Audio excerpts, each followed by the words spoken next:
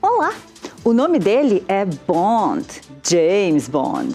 Perigoso, astuto, criativo, cheio de truques inimagináveis, trilhas sonoras fantásticas e, claro, charmoso e bonito, ele é o inimigo número 1 do mal mundial. Não tem organização secreta que aguente ele. 007. James Bond, criado pelo escritor Ian Fleming, ganhou fama entre os britânicos na década de 50 através de livros de bolso. Anos depois, o agente secreto ganhou um mundo com o primeiro filme em 1972. O longa-metragem 007 contra o satânico Dr. No chegava às telonas. De lá para cá, a franquia se transformou em uma das sagas mais duradouras e rentáveis da história do cinema. E a gente te conta mais sobre isso daqui a pouquinho. Veja também as estreias nos cinemas dessa semana e a programação cultural das centrais sindicais do Rio Grande do Sul para marcar o Dia do Trabalhador. Fica com a gente, o Revista está começando agora.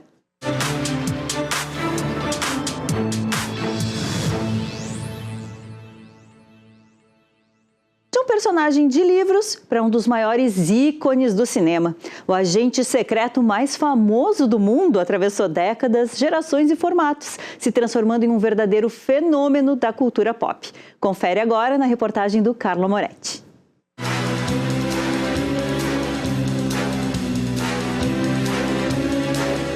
O universo do agente 007 nasceu na literatura, com as histórias escritas por Ian Fleming, um ex-oficial da inteligência britânica. Experiências reais e imaginadas deram origem a um personagem diferente do que estamos acostumados a ver nas telonas. O personagem nos livros, ele é muito mais sério, ele é muito mais violento, né, do que a gente vê no cinema. Foram lançados 12 romances, né, e 2 livros de conto do 007 e fez sucesso muito rápido, né? Nos livros, James Bond refletiu o clima pós-guerra, como um herói forte, masculino e quase invencível. Uma resposta ao desejo de aventura e escapismo de uma sociedade em constante transformação. Você tem um pós-guerra, então você tem muito desejos que estão um pouco reprimidos ali, né? No caso do Ian Fleming, é uma coisa pessoal, e eu acho que essa busca da aventura é o que está por trás ali. Porque você vê muito questão de histórias de espionagem da Segunda Guerra Mundial, eles têm muito mais um lado meio... Como é que eu posso dizer? Muito do campo de batalha. Ele não tem essa coisa do exotismo, do cara ir para outros países, sabe? Tem esse lado charmoso e romântico da coisa. Não, o cara foi fazer uma missão no Havaí. O cara foi lá no Japão, sabe? Então, existe esse teor, assim, muito do exotismo. Magnificent view. It is, isn't it?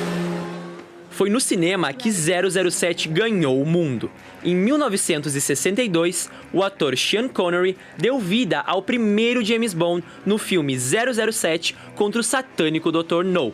O longa definiu de cara a imagem clássica do espião, sofisticado, irônico e imponente. Mr. Bond. James Bond. Tem uma questão do instrumento do Estado, tipo, ele fazia as missões, né? Decorrer alguns filmes, você vê que o 007 meio que se rebela, ou ele tá saindo das ordens ali dos caras, né? O Sean Connery ainda era um instrumento do Estado, vamos falar assim, né? O personagem. Tem essa missão, então ele vai lá e tal, né? Que é muito dos livros, assim, e tal, né? Mas, assim, o Sean Connery tinha ironia, né? Ele tinha mais um jeito meio sofisticado, mas ele também era meio brutão. Ao longo dos anos, diferentes atores assumiram o papel de Bond, cada um trazendo uma nova roupagem ao personagem, do humor de Roger Moore ao tom mais sério de Timothy Dalton, até chegar à versão mais humana e sensível de Daniel Craig. Eu acho que o personagem, quem estava ali por trás ali, de cada filme ali, soube se reinventar. cada personagem conversa com a sua época, mas também ele tem muitas coisas que ele vai evoluindo aos poucos. Então, eu acho que isso que fez o personagem sobreviver. A capacidade de se reinventar foi fundamental para o sucesso da franquia. O herói invencível deu lugar a um personagem mais vulnerável e próximo das complexidades do mundo atual.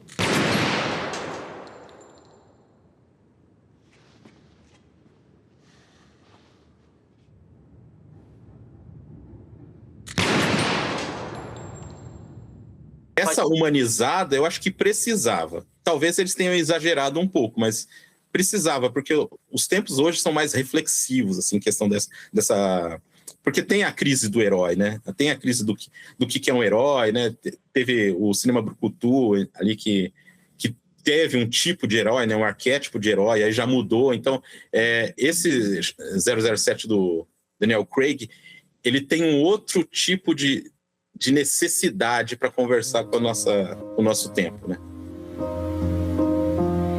This is the end.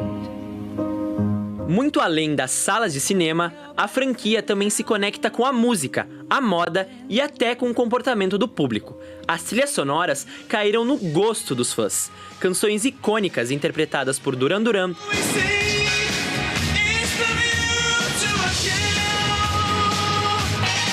Paul McCartney, Live and let die.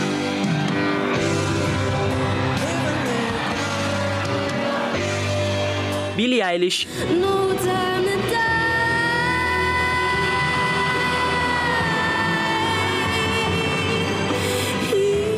e Adele ajudaram a consolidar a identidade da saga ao longo do tempo.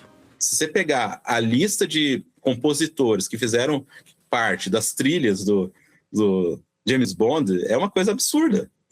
É uma coisa assustadora. Até hoje, nos anos 80 você tem Duran Duran fazendo trilha sonora do James Bond. Hoje, Adele. The sky falls and it crumbles.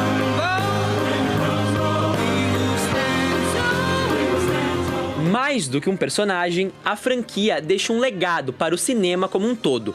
Os filmes protagonizados por James Bond ajudaram, por exemplo, a construir o cinema de ação.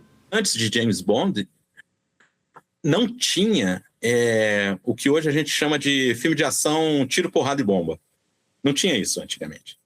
E James Bond, apesar de ser filme de espionagem, você não consegue desvencilhar ele de um tipo de cinema de ação que é feito hoje, tanto que é feito até hoje. De um espião das páginas dos livros a um dos maiores e mais lembrados personagens de cinema. James Bond prova que algumas histórias não apenas existem ao tempo, mas se reinventam com ele.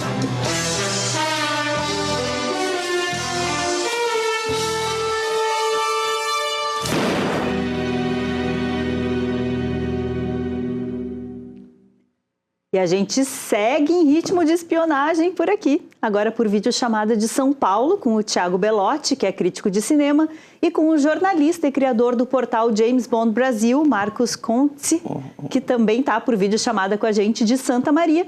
E comigo aqui no estúdio ainda está o crítico de cinema, Paulo Casanova. Olá, pessoal. Boa tarde a todos. Boa tarde. Obrigada. Olá.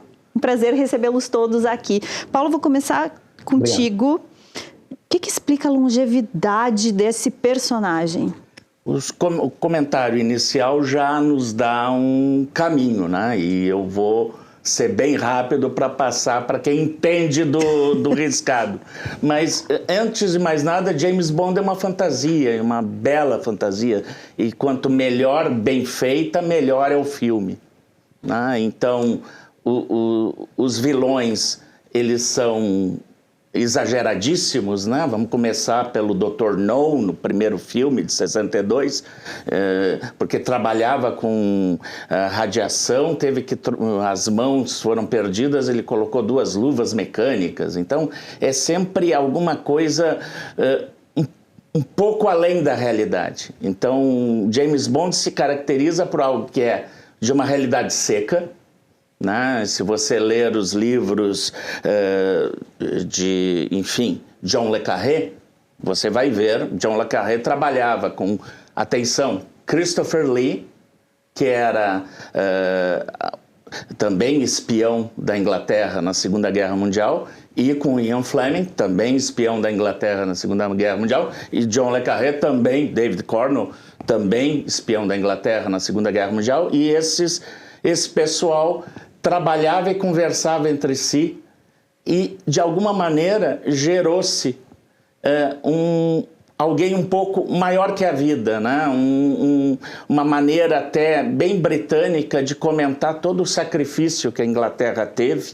Foi o único país que lutou do início até o fim, a Segunda Guerra Mundial inteira, né? Do lado aliado, é claro, e que, manteve a fleuma, né? Então, Bond é fleumático, Bond é classudo, Bond é o inglês, o cavalheiro inglês. E é por isso que ele muda ao longo das décadas, né? O que é hoje um cavalheiro inglês? O que é um sir? Né? Bond seria, se fosse de verdade, um sir. Né? E o que ele é hoje? Né? O que ele foi? Então, os vários atores, os roteiros, os vilões, as Bond Girls de cada época estabelecem o que é, para cada filme, para cada época, o que é esse homem inglês. Né? De alguma forma é isso. Pois é, mas, Tiago, isso também ressoa não só na Inglaterra, né? Porque senão não se manteria em evidência por tanto tempo em todo o mundo, né? As pessoas, muitos homens querem ser James Bond, muitas mulheres querem ter James Bond. Será que onde é que dá a liga nas outras culturas ao redor do mundo? Não, James Bond ele é essencialmente britânico, mas ele eleva isso para o resto do mundo porque é uma fantasia muito universal. No final do filme ele salva o mundo, dorme com 3, 4 mulheres e ainda faz tudo isso sem bagunçar o cabelo com um terno bonitão. Então não precisa ser inglês para se identificar com essa fantasia, com essa idealização que se adequa ao tempo, né? O James Bond já teve personalidades diferentes, ele era mais truncadão, mais machistão nos anos 60, nos anos 70 virou quase uma paródia de si mesmo, com os filmes do Roger Moore, que eram engraçadinhos, mas já não tinham aquela pegada de ação. Depois eles tentaram... Ainda teve o George Lazenby, mas ele foi mais um tapa-buraco, foi o único dos 6 que não teve uma carreira de muito destaque. Aí nos anos 80 eles tentaram modernizar e deixar o personagem mais sério com Timothy Dalton, até com a questão da AIDS ele passou a ser menos mulherengo, mas o público não estava muito pronto, tanto que os filmes não foram tão bem aceitos, embora estejam entre os melhores. Aí veio o Pierce Brosnan nos anos 90, que é meio que uma mistureba de todos os que vieram antes. E o Daniel Craig, fortão, loiro, ele desconstruiu muita coisa do herói clássico, né? Os puristas até rejeitaram. E a graça é justamente essa, porque a cada década ou a cada geração vem um Bond novo, com ideais novos, com maneirismos novos, e a tecnologia também avança e você vê o mundo avançando através dele, mas o essencial nunca se perde, que é a última esperança para salvar o mundo, né? Então, é uma fantasia muito fácil de comprar. Sem dúvida.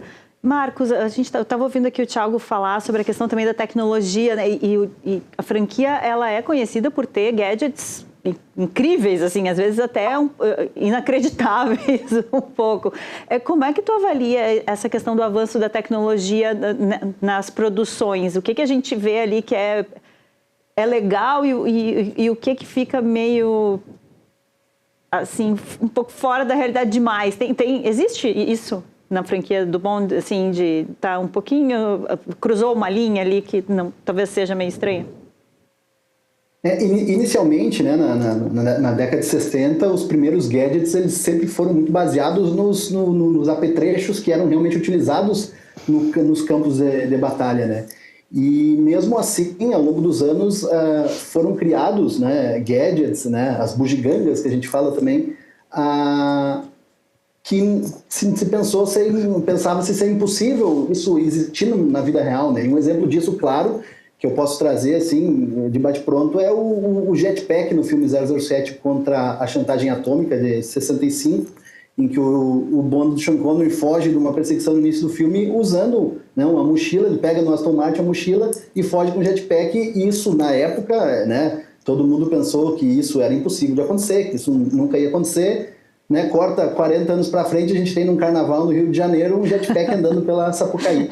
Então, isso é só um exemplo, né, das coisas, né, que acontecem, né, que James Bond conseguiu trazer a tecnologia ao longo desses 64 anos que a franquia completa esse ano, conseguiu se adaptar e trazer novidades, né? Nós temos gadgets assim, inverossímeis, como o carro invisível do filme 007, Um Novo Dia para Morrer, de 2002, que também alguns anos depois conseguiram, né, fazer placas de polímero que conseguem imitar um carro, ficar um pouco invisível. Então essas coisas acabam trazendo esse escapismo que James Bond, né, proporciona para quem assiste, para os fãs e para o público geral, de sair um pouco dessa nossa realidade, né, e acompanhar um filme, uma aventura, né, ao redor do mundo, com essas situações inusitadas, e os gadgets acompanham isso, né? Perfeito. Paulo, tu trouxeste bem no início que o James Bond é uma fantasia, né? Sim. E dentro dessa fantasia a gente vê o papel que as personagens femininas ocupam, né? Especialmente as Bond Girls, que já, né, tem esse título. A primeira delas, talvez a mais icônica também, foi a Ursula Andress, né? No Dr. No já, Dr. né? No. Mas a relação do Bond com as mulheres e com as Bond Girls em especial, ela é um pouco controversa, pelo menos olhando do nosso olhar atual, né? Como é que a gente explica? Isso já está lá no livro, lá no Ian Fleming? Nos livros do Ian Fleming, o Marcos está aí, eu tenho que tomar cuidado em falar, né, né, Marcos? Que, sim, nos livros é tudo, como disse, mais sério, mais espionagem, em que, eventualmente, ele vai dormir com uma mulher para conseguir a informação, porque ela é ligada ao time do vilão e ele precisa da informação tal para salvar o mundo. Resumo é isso. Então, ele está disposto a ir para a cama com o inimigo, né? É mais um pouco isso. Ao longo da série foi se desenvolvendo, porque evidentemente não foi um sucesso espetacular, Dr. No, mas foi um sucesso. Tinha tido 8 anos antes, em 1954, na TV americana, o Cassino Royale com Barry Nelson, na TV, ao vivo e tudo mais. Estava morno. Veio um filme que eu gosto muito, né, que é Moscou contra 007, de 63, em que isso fica muito claro, né, eles têm uma isca, e a isca em forma de uma oficial da inteligência russa. A Daniela Bianchi é a Tatiana Romanova.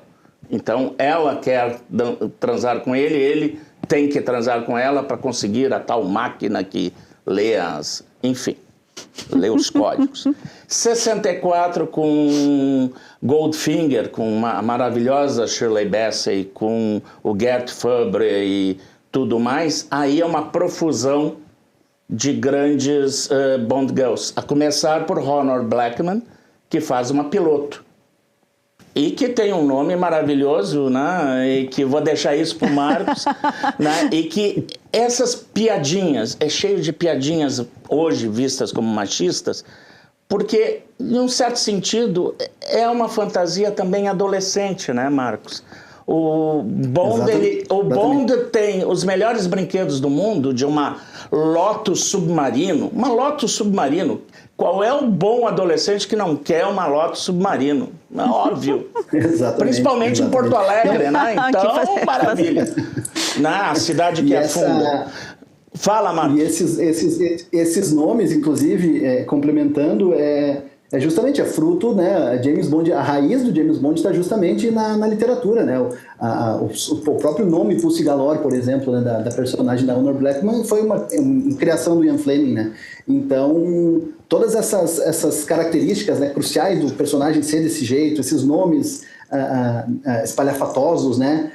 Surgiram tudo exatamente, está tudo ali, né? Surgiram nas páginas dos livros do Ian Fleming. Inclusive, conta-se, né, na história, o próprio Christopher Lee, citado anteriormente, ele era primo segundo do Ian Fleming, E ele, em entrevistas ao longo dos anos, ele confirmou que muitos personagens criados por Ian Fleming, como Goldfinger, Scaramanga, Blofeld, foram personagens que passaram pela vida do Ian Fleming quando ele estudava no colégio Eton, em Londres, né, um internato. Então, são personagens que ele trouxe da vida dele, das vivências dele, para os livros que depois foram transpostos para as telas do cinema, né? E não só os nomes dos personagens, muito se fala que o próprio James Bond é uma, né? O próprio Ian Fleming, o próprio James Bond é um espelho do Ian Fleming, né? Obviamente que com upgrades e com melhorias, né? Ele era um solteirão nato que, né, gostava de ficar sozinho, e aí quando ele foi para Jamaica, começou a escrever os livros na GoldenEye, ele começou a deixar a imaginação dele tomar conta e, né, deu uma pincelada a mais nas histórias dele, e a gente teve esses livros que depois viraram o que a gente conhece até hoje. Marcos, GoldenEye, o nome da mansão de Fleming na Jamaica. Olha, Exato. Então virou o título de filme. Em 95 tal. virou o filme, Exato. exatamente. E Mas basicamente, só um pouquinho, a James Bond sempre enfrenta, em geral, um vilão que é uma representação do pai.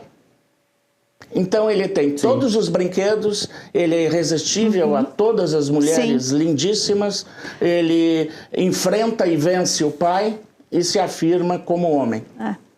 Então, Freud corre aqui, essa né? é digamos, a regra geral de um filme de Bond. Sim. Pode mudar? Mas a gente está num Deve momento mudar? de mudança, né? Ó, Sim, Thiago, Totalmente. Sim, Thiago, eu acho. Deve mudar? Pode mudar?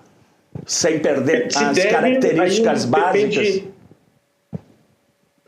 Se deve ou não, aí depende do purismo dos fãs, porque claro que ele não pode ficar estacionado, tanto que até o tratamento do personagem com as mulheres foi mudando, o Sean Connery batia nas mulheres, e aí o Roger Moore, no seu primeiro filme, teve uma cena que precisou entortar o braço de uma e falou que ficou super desconfortável, e aí entenderam que nem os tempos e nem o ator, e que esse tipo de coisa não cabia mais, mudou muito, mas hoje em dia o personagem está num momento de transição, porque o último James Bond, spoilers, morreu, e agora o que eles vão fazer? Vão começar do zero, e até porque o James Bond não é contínuo, né? O que o Roger Moore fez em 76 não é o que o Daniel Craig fez mais jovem, né? A cada ator teve uma continuidadezinha entre o Sean Connery e o Roger Moore, né? Que você vê quando ele vai visitar o túmulo da esposa. Mas, no geral, cada ator novo vem com mudanças de uma vivência nova. Então, agora, o que a gente vai ter? Um Bond novinho, que acabou de se formar, um Bond já... Eu defendo muito um filme solo do Pierce Brosnan como um Bond sessentão, lá, que sai da aposentadoria. Eu acho que ele merece, porque ele era um ator muito bom para filmes mais ou menos. Tirando o GoldenEye, ele não teve grandes roteiros. E aí tem gente que defende que James Bond é só um nome do governo, que poderia ser uma mulher. Tem gente que defende... E aí, hoje em dia, o personagem é uma incógnita, ninguém sabe o que fazer. Eu gosto de manter a tradição dele ser britânico, dele ter uma cicatriz no rosto, coisas que o Fleming descreveu. Eu acho que dá para manter a essência e modernizar o comportamento dele, mas... a gente não sabe o que vai acontecer com o personagem daqui para frente. E o mais importante, né, Thiago, complementando, agora a franquia enfrenta, né, uma mudança, né, nunca antes vista na história, porque ao longo de todos esses 60 anos a franquia teve à frente da Ion Productions, os produtores, né, eram responsáveis e venderam agora os direitos, totalmente os direitos criativos para a Amazon. Então realmente vai ser uma nova era mesmo, né? Uma nova fase da franquia que ninguém sabe esperar. Não tem Broccoli, não tem Saltzman, que já tinha saído bem antes, né? E agora é tudo território zerado. Sempre foi a franquia, ela sempre foi levada, mantida como uma grande família, né? O próprio Albert Broccoli levava durante as produções, né? Tratava todas as produções como uma grande família.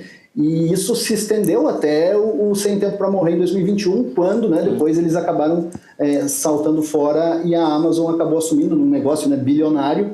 Então, realmente, agora é um campo totalmente novo, porque a Amazon a gente pode... James Bond a gente pode ter séries, a gente pode ter, enfim, várias coisas que nunca... honestamente, eu não sei dizer o que o público...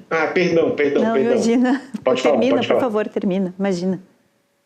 Não, isso é porque eu não sei ler o atual público, eu não sei o que a geração mais nova quer de um James Bond.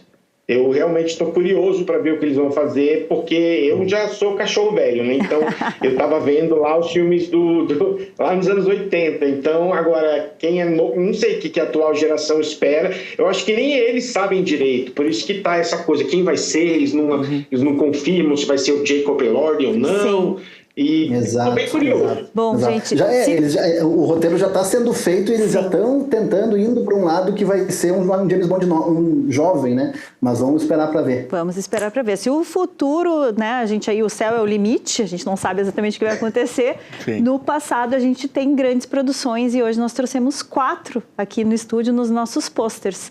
Né? A gente começa então com Moscou contra 007.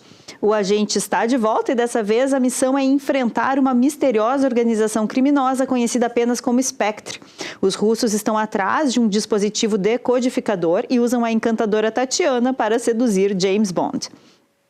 007, o espião que me amava. A Inglaterra descobre que alguém sabe como rastrear um submarino submerso e está oferecendo essa tecnologia para quem pagar mais alto. Uma crise internacional tem início quando um submarino com 16 mísseis nucleares desaparece enquanto fazia uma patrulha. O agente secreto 007 é incumbido de investigar o caso e recuperar as ogivas antes que sejam disparadas. E para isso recebe a ajuda de uma agente soviética. 007 contra GoldenEye. James Bond precisa impedir que o controle do poderoso satélite GoldenEye, capaz de causar pane em qualquer equipamento eletrônico do mundo, caia em mãos erradas. Para a missão, ele conta com a ajuda da especialista em computação Natalia Simonova. E Cassino Royale. Após receber licença para matar, James Bond embarca em sua primeira missão. O agente secreto participa de um jogo de pôquer de alto escalão para prejudicar os negócios de Le Chiffre, homem que financia grupos terroristas. Então a gente tem aí talvez os mais emblemáticos de cada fase do Bond. Vamos esperar para ver o que vai acontecer a partir de agora. Meninos, queria muito agradecer a presença de vocês. A conversa foi ótima. Assim que tivermos um novo Bond, espero contar com vocês por aqui de novo. Pode ter certeza. A gente que agradece. Obrigado. Ficaria horas e horas e horas falando sobre James Bond. Então, muito obrigada. Obrigada também, Paulo. Obrigado. Bom, agora a gente faz um breve intervalo e na volta vamos conhecer as estreias nos cinemas nessa semana.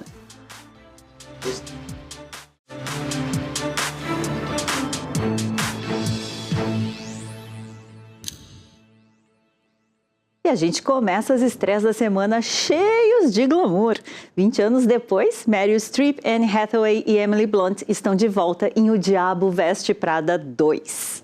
A trama acompanha Miranda Presley num momento de mudanças na moda e na indústria de publicações e revistas.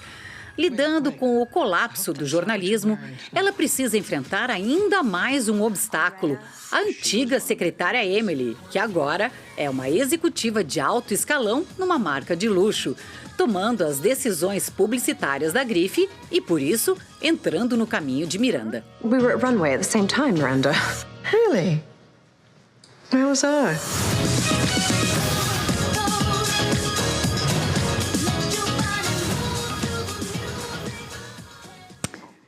E para os fãs de corridas automobilísticas também tem estreia chegando.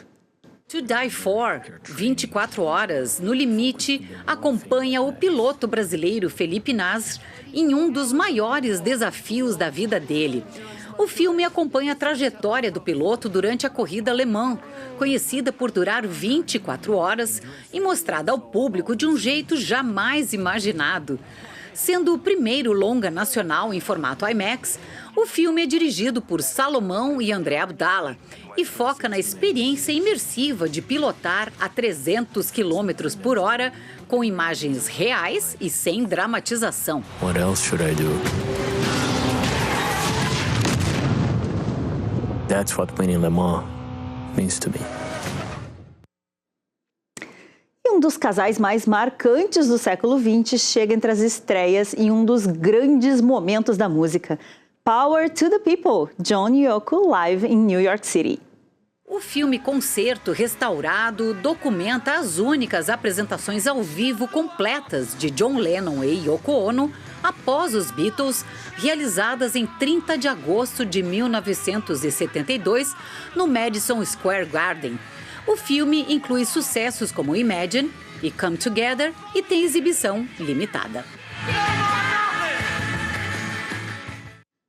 E para finalizar, um dos gênios do futebol mundial ganha uma cinebiografia, Zico, o samurai de Quintino.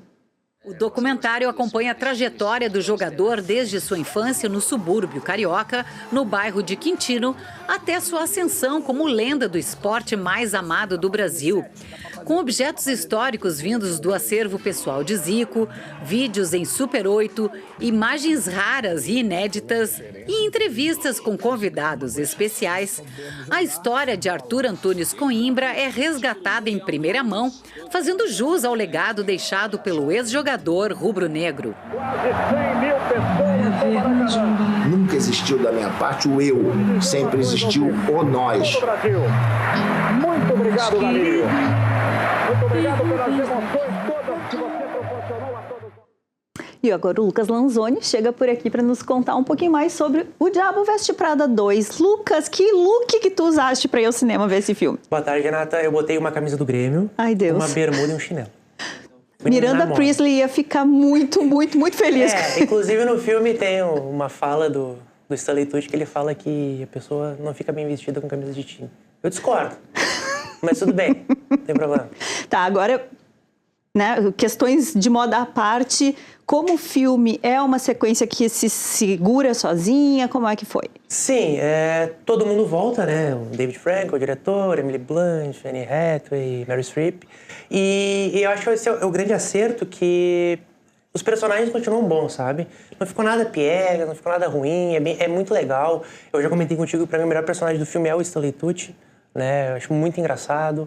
A Miranda, pra mim, continua sendo horrível. Eu não gosto dela, desde o primeiro filme. A Anne Hathaway, excelente. A Emily Blunt tem uma participação menor, mas ainda assim importante. Então, assim, é uma história muito interessante. É bem legal a maneira que eles trouxeram essa questão do jornalismo atual comparado àquele jornalismo de 20 anos atrás, né? É muito diferente. Hoje em dia é tudo muito mais rápido, né?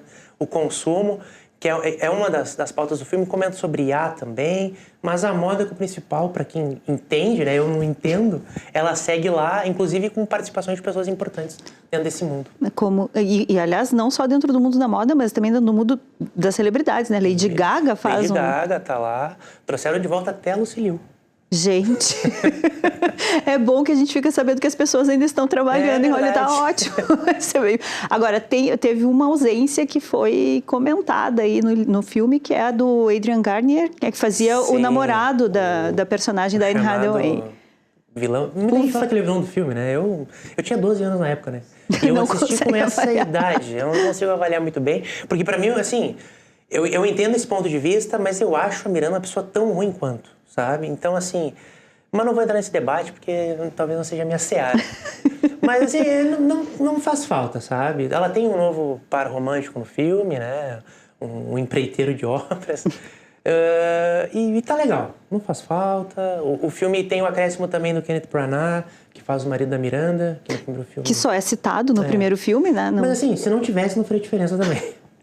Mas o legal é que o filme é bacana, assim. É um filme muito dinâmico, ele é muito rápido, não tem cenas muito longas, os cortes são rápidos. E o mais legal também é que foi filmado em locações reais. Não tem fundo verde. Então, em Milão, estão em Milão, Nova York, isso é muito legal também. Muitos filmes hoje em dia utilizam muito CGI, né? Isso acaba sendo um ponto negativo, pelo menos na minha opinião. Mas o Diabo Veste Prada 2, não, é filme assim, como tem que ser. Sabe?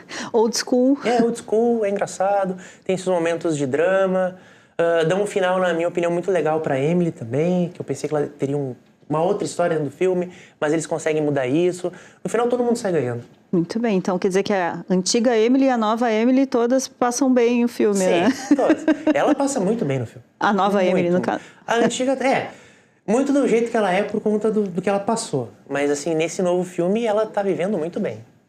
Então, vamos invejar a nova Emily. Lucas, muito obrigada. Eu que agradeço. Te espero aí semana que vem. Bom, Olha só que massa o que vou te contar agora. Porto Alegre recebe entre hoje e o dia 3 de maio a 7ª edição do Ronk-Poa, um festival de fanfarras ativistas que reúne mais de 300 músicos de diversas regiões do Brasil e também do Uruguai para ocupar as ruas com música, arte e engajamento social. Fanfarras como Bocas Malditas e Trupe Guará do Paraná e Obscênicas de São Paulo estão entre as participantes. Já do país vizinho vem La Ventoleira, que a gente inclusive citou aqui na agenda dessa semana. As apresentações acontecem no centro da cidade e também em comunidades e periferias da capital. Inspirado no movimento internacional que começou nos Estados Unidos em 2006, o Ronk chegou no Brasil em 2015 e se caracteriza pela autonomia e pelo apoio mútuo de artistas e territórios. A edição de Porto Alegre é realizada de forma independente e conta com o suporte da sociedade civil para despesas com infraestrutura e logística. Para isso, estão rolando ações de arrecadação, como campanhas de financiamento coletivo, vendas de produtos também. Mais informações sobre isso, a programação completa e formas de apoiar o evento estão disponíveis no Instagram oficial do Ronk. E depois do intervalo, a gente tem a programação das centrais sindicais para o Dia do Trabalhador. Não sai daí que a gente já volta.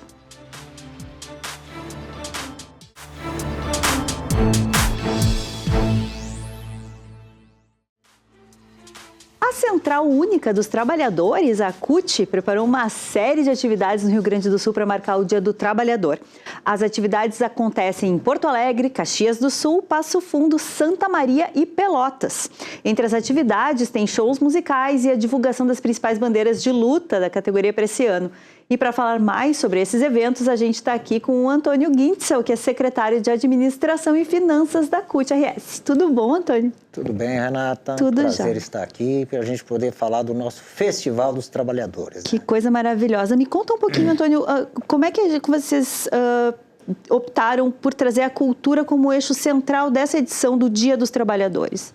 Assim, desde a pandemia, a gente fez uma relação muito próxima das comunidades e da cultura, porque temos vários artistas comunitários aqui que também ficaram sem nenhuma renda. Então, nós fizemos essa aproximação. E neste 1º de maio, a gente faz a boa luta, né? Pela redução da jornada, por ampliar nossos direitos. Mas a gente precisa também consumir a boa música, né? A trabalhar é importante, mas viver bem também é importante. Então, Chico Chico, Bloco da Laje, Imperadores do Samba, campeão do Carnaval Porto Alegre, vão estar abrilhantando o nosso festival aqui. E olha, a gente espera um grande público. A cultura, ela também pode ser uma forma de mobilização, né? Acho que talvez passe por aí essa questão que tu estava falando, da gente quer comida, diversão e arte, né? Exatamente. A gente tem dito o seguinte, quando a gente defende redução de jornada sem redução de salário, não é que a gente não queira trabalhar, mas a gente quer trabalhar para viver e não viver para trabalhar. E trabalhar para viver é a oportunidade da gente escutar uma boa música, da gente ir ao cinema, da gente ir ao teatro, da gente poder fazer outras coisas diferentes. Então, a música, para nós, foi o meio que a gente achou de dialogar com a juventude. Aqui tem um conjunto de artistas. De falarmos com a juventude, de falarmos com as mulheres. Aliás, nesse ponto aqui, eu gostaria de comentar o seguinte. É necessário que nós, homens, façamos uma reflexão. É justo, é certo esse tanto de feminicídio que temos no país e aqui no Rio Grande? Está na hora da gente se olhar e dizer, poxa, uma relação não deu certo, cada um segue seu caminho. Às vezes, né, já tem filho envolvido. Então, a mulher tem o direito de estar ou não estar com alguém. Né? É verdade. Então, o feminicídio precisa ser combatido. E nós temos uma campanha muito importante na CUT que trata desse tema. E aí vai ter as meninas que fizeram a música para a nossa campanha, vão estar se apresentando lá amanhã demais. No Festival dos Trabalhadores. Porque é isso, né? O festival ele vai ter música, mas ele vai ter outras coisas acontecendo também, né? As mensagens, todas essas estão sendo passadas por meio das apresentações e entre as apresentações também, é isso? Claro, 1º de maio precisamos fazer a reflexão, né? O tanto que a gente avançou, o que a gente precisa avançar.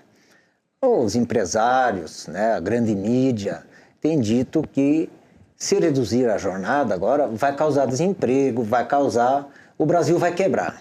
O Brasil ia quebrar quando libertaram os escravos. O Brasil ia quebrar quando se introduziu aqui o 13º salário. Toda vez que vem uma pauta para os trabalhadores, o Brasil vai quebrar. O que atrapalhou o Brasil, por exemplo, foi a reforma da Previdência, a reforma trabalhista, que eles fizeram a toque de caixa em 9 meses, não debateram com os trabalhadores, não discutiram com ninguém. Nós fizemos pesquisa à época com os trabalhadores, entregamos no Congresso Nacional e eles não deram a mínima. Então, assim, amanhã vamos estar discutindo aqui a questão da soberania do nosso país, né? A democracia, a soberania para os trabalhadores é uma pauta fundamental. Por quê? Hoje mesmo o Congresso derrubou o veto do presidente Lula em relação à dosimetria. Ontem, depois de 130 anos, mais de 130 anos, uma indicação do presidente da República para o ministro do STF não foi aprovada. Então nós temos grandes desafios. Esse não aprovar um ministro do STF e a incentivar, né, um golpe de Estado é muito perigoso. Então nós temos grandes temas, grandes pautas para debater e toda vez que a democracia é enfrentada assim dessa forma, desrespeitada, os trabalhadores pagam muito caro por isso. É verdade. Antônio, voltando um pouquinho para a nossa programação, como é que vocês escolheram, tu citaste o Chico Chico, a Imperadores, isso tudo só aqui em Porto Alegre, né? Como é que vocês fizeram essa curadoria das atrações, de quem ia participar, o convite para os artistas? Como é que rolou essa parte? Então, assim, primeiro, nós precisamos dialogar com a juventude. Então, nós precisamos aqui pegar artistas que dialoguem mais diretamente. Artistas que dialogassem com os negros. Negras, né? Artistas que dialogassem com as mulheres, isso nas 5 cidades, né? Então, essas escolhas e artistas locais, né? Uma coisa é o Chico Chico, outra coisa é tu pegar um artista da periferia que não tem aquela visualização, mas precisa estar presente nesses eventos também. Então, esses foram né, para a gente atingir um outro público, dialogar com os públicos, mostrar para os públicos a importância que é o 1º de maio, aquilo que se tem, aquilo que se quer e aquilo que a gente precisa fazer. Então, certamente, esse foi o critério. Perfeito. E essa ideia de falar com novos públicos, né, que a gente até estava comentando um pouquinho antes, furar algumas bolhas, conseguir chegar, né, levar a discussão para mais além, também era uma coisa que vocês entenderam como necessária para mudar esse formato de evento para o Dia do Trabalhador? Sim, necessário a gente dialogar com outros públicos que tradicionalmente a gente fala, né? Então, lamentavelmente, a previsão é de muita chuva, para o final da tarde, né? Está melhorando, porque a gente ia fazer na alfândega, né? Sim. E a previsão ali era de 10 a 15 mil pessoas, dali para cima. Ou a Casa do Gaúcho, agora, lá cabe 3.500 pessoas. Então, é um público menor, mas tudo bem, né? A gente espera que o público que gosta do Chico Chico, o público que gosta da Imperadores do Samba, o público que gosta do Moreno Moraes, que gosta do Bloco da Laje, estejam lá. E durante o dia a gente porque vai começar às 10 horas da manhã, né? 10 horas, vamos ter a economia solidária, né? A gente vai se somando, vai discutindo, vai se encontrando, vai trocando ideias, públicos novos. É fundamental para que a gente possa, né, como dizia o Olívio Dutra, a gente possa espraiar, né, a boa música entre nós, trabalhadores e trabalhadoras. A gente, em função, tu estavas falando dessa questão da previsão do tempo, né? A gente sabe que em função da previsão, algumas cidades também tiveram que adiar os seus eventos, foi isso? Sim, essa decisão a gente tomou em Pelotas, que passou para o domingo, né? Então dia 3, e Santa Maria também passou para o dia 3. Vai acontecer, né? Não no dia que estava previsto, mas em virtude do clima não tivemos opção, né? Então domingo está dizendo que vai ser um dia ensolarado e a gente vai estar em Santa Maria, a gente vai estar em Pelotas também, junto com os trabalhadores. Vamos estender o fim de semana dos trabalhadores. Perfeito, né? Mas melhor, o Kerb dos trabalhadores. Exatamente, é bom. Né? E nessas cidades e também em Passo Fundo e, meu Deus, esqueci Santa a outra. Maria, Caxias do Caxias. Como é que a gente consegue ficar por dentro da programação? Como é que vocês também fizeram a escolha dos artistas que vão se apresentar por lá? Então, assim, Pelotas teve uma incidência, assim, de fechamento mais aqui, junto com as centrais, e com as regionais, né? Porto Alegre, Central Única dos Trabalhadores, junto com as suas regionais. Então, lá. Santa Maria, a mesma coisa. Passo Fundo. Caxias já tem uma tradição, né? De fazer, eles reúnem lá 15, 20 mil pessoas todo 1º de maio. Então, lá a CTB e a CUT, né? Eles fazem juntos lá o evento, junto com uma rádio lá da cidade, e fazem esse trabalho. Então, eles andaram um pouquinho... A gente discutiu um pouco, mas andaram mais de lado, vamos dizer assim. Uhum. Agora, essas outras 4 cidades, foi a CUT junto com as regionais discutindo de que forma nós faríamos, onde faríamos e como faríamos. Perfeito. Além dos shows, a gente tem também, então, a feirinha da economia solidária. O que mais que a gente pode conferir passando por lá? Economia solidária, né? Botando lá o seu produto. As cozinhas, aqui, quando começou a pandemia, a CUT com a comunidade, nós criamos esse projeto desde 2020, quando começou a pandemia.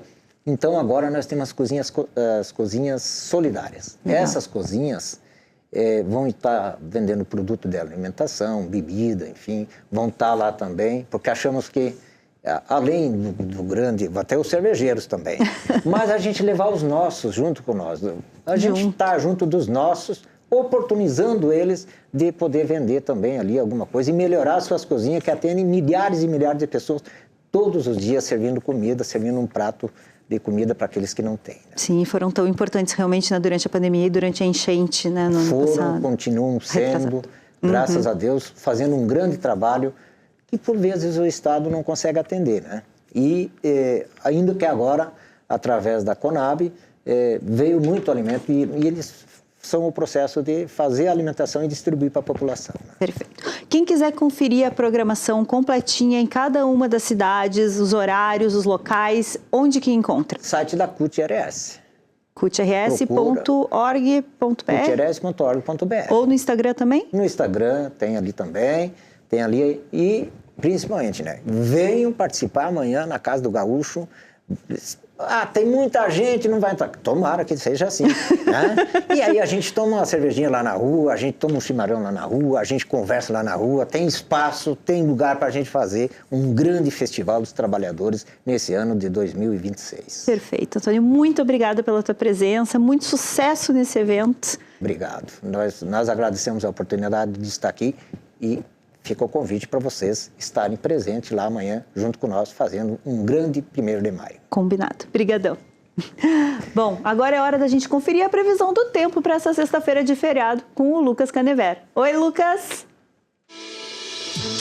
Tá liberado. Oi, Renata. Olá para você também que nos acompanha diretamente do estúdio do Tempo da Rede RS. E tem mudança vindo aí. O tempo firme que a gente observou ao longo da semana inteira vai dar lugar para a chuva.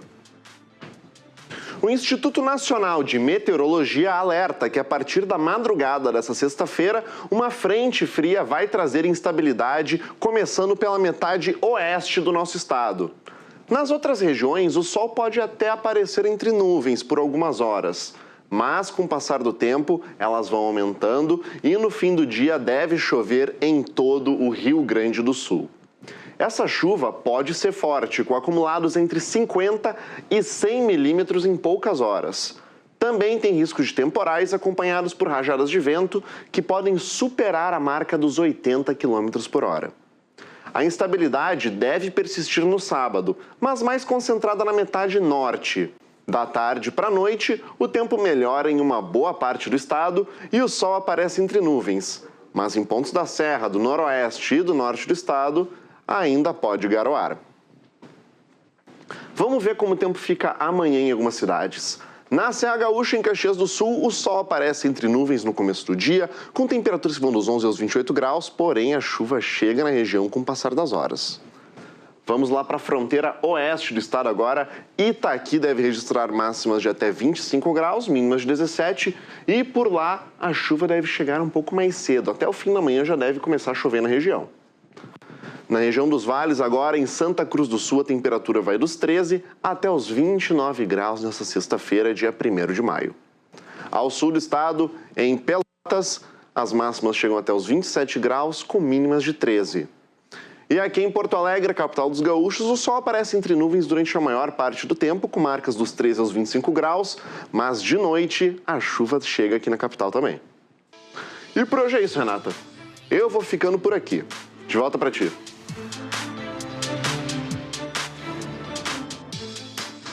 Obrigada, Lucas. Por hoje é só, pessoal. A gente se encontra na próxima edição do Revista. Até lá. Tchau, tchau.